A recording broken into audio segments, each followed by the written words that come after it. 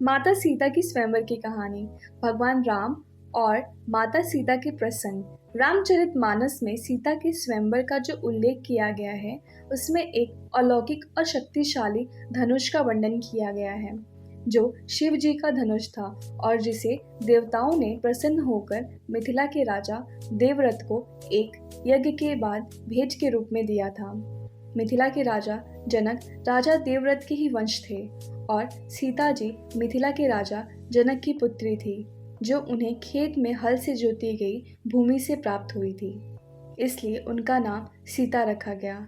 हल से जोती गई रेखा को सीता कहते हैं, इसलिए उनका नाम सीता है। राम कथा के अनुसार राजा जनक के पास जो अलौकिक धनुष था, उसे कोई दिव्य पुरुष ही उठा सकता था, जो अहंकार, द्वेष और सारी बुराइयों से परे हो, ऐसा पुरुष।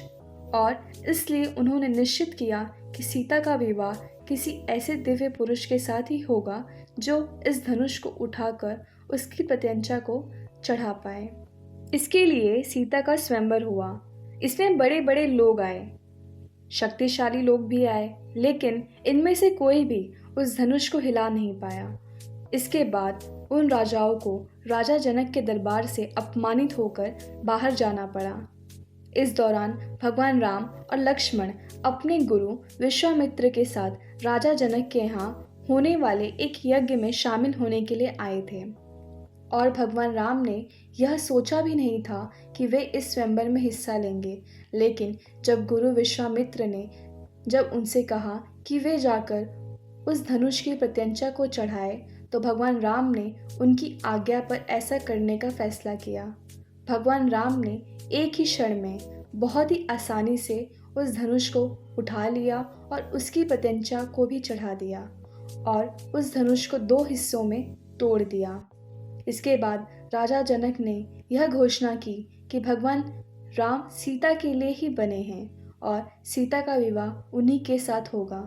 दार्शनिक रूप से समझे तो धनुष को अहंकार का प्रतीक माना जाता है, और जब तक किसी के अंदर अहंकार रहता है, तब तक वह किसी व्यक्ति के साथ अपना जीवन नहीं बिता सकता। और इसलिए भगवान श्री राम ने इस प्रसंग से यह सीख दी कि अहंकार को तोड़कर ही वैवाहिक जीवन में प्रवेश करना चाहिए और पति पत्नी के बीच अहंकार नहीं होना चाहिए। यहाँ एक और जानकारी है कि भगवान राम जी ने अपने माता पिता के आज्ञा के बाद ही विवाह की थी। स्वयंवर में विजयी होने के बाद श्री राम ने कहा कि जब तक उनके पिता राजा दशरथ और उनकी माता कौशल्या सीता से उनके विवाह के लिए अपनी सहमति नहीं देंगे, तब तक वह यह विवाह नहीं कर सकते।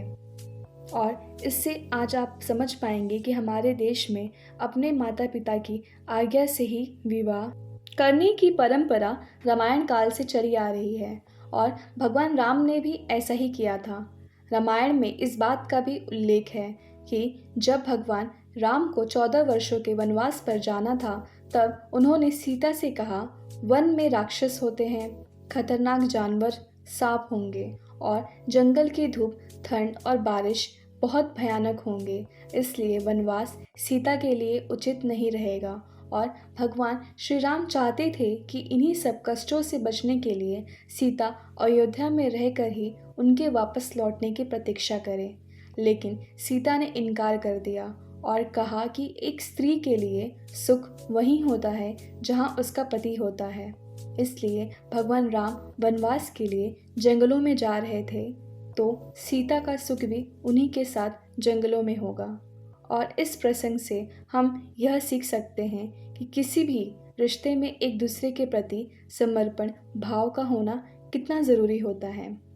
आजकल रिश्तों में लोग सुख को ऊपर रखते हैं, लेकिन सीता ने भगवान राम के लिए सभी सुखों का त्याग कर दिया और उनके साथ वनवास पर जाने का फैसला किया था, जबकि वनवास उन्हें नहीं मिला था और कोई नहीं चाहता था कि वे वनवास पर भगवान श्री राम के साथ जाए। लेकिन सीता के लिए सुख उनके राम थे, और यही बात हम भगवान राम और सीता के इस रिश्ते से सीख सकते हैं।